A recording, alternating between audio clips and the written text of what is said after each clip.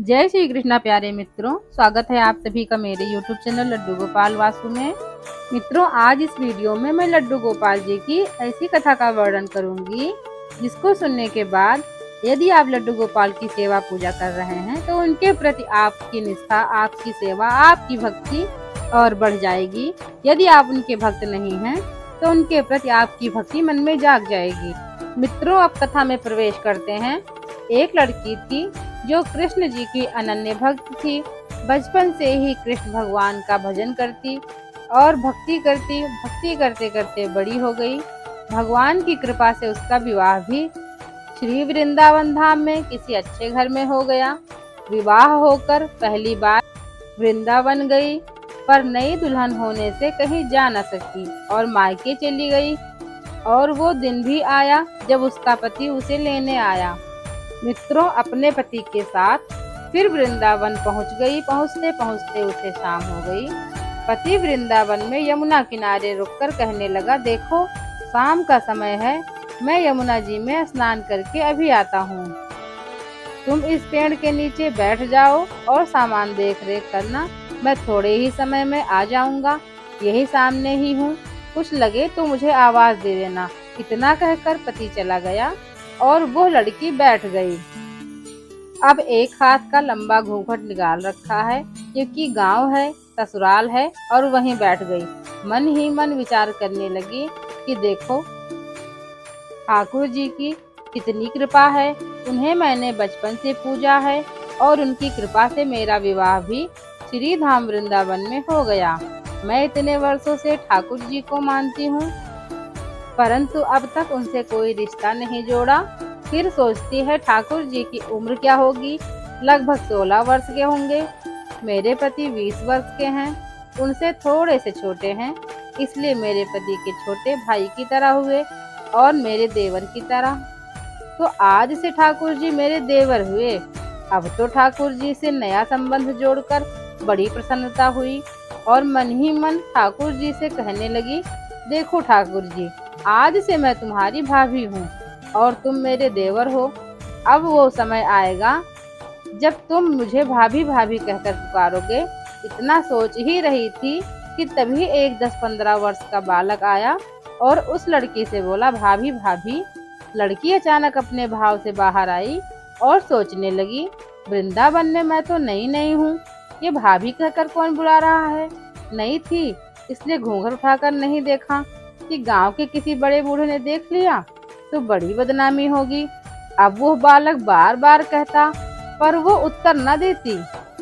बालक पास आया और बोला, भाभी तनिक अपना चेहरा तो दिखाई दे।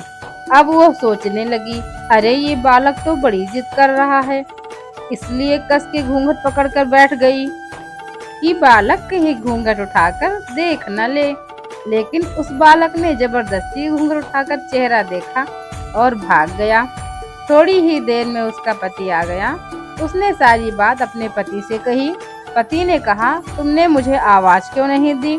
लड़की बोली, वो तो इतने में भाग ही गया था।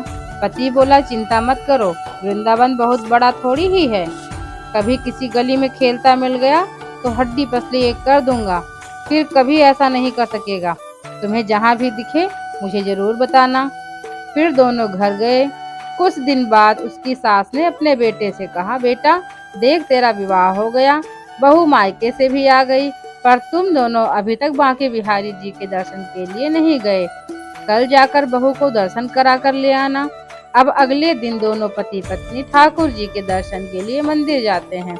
मंदिर में बहुत भीड़ थी। लड़का कहने लगा, देखो तुम स्त्रियों के साथ आगे जाकर दर्शन करो और मैं भी आता हूँ। अब वो आगे गई पर घूंघट नहीं उठाती है। उसे डर लगता है कोई बड़ा बूढ़ा देखेगा तो कहेगा, नई बहू है, घूंघट के बिना घूम रही है। बहुत देर हो गई। पीछे से पति ने आकर कहा, अरे पगली, बिहारी जी के सामने है, घूंघट काहे नाय खोले। घूंघट नाय खोलेगी तो दर्शन कैसे पावेगी।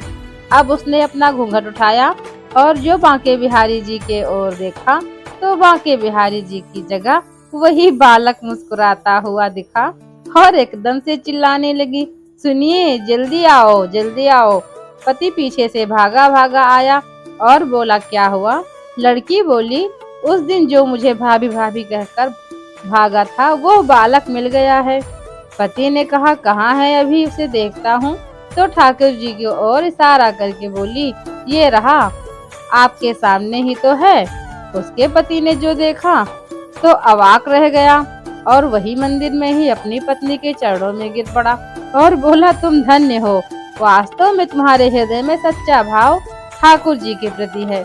मैं इतने वर्षों से वृंदावन में हूँ, मुझे आज तक उनके दर्शन नहीं हुए और तेरा भाव इतना उच्च है कि बिहारी जी के दर्शन तुझे हुए।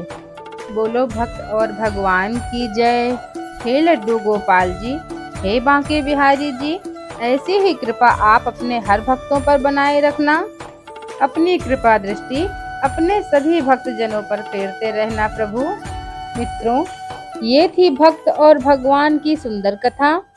इस प्रकार की सुंदर कथाएं सुनने के लिए मेरे चैनल को सब्सक्राइब करें, वीडियो को लाइक करें, अपना अनुभव मेरे साथ कमेंट बॉक्स में साझा करें। धन्यवाद। जय श्री कृष्ण।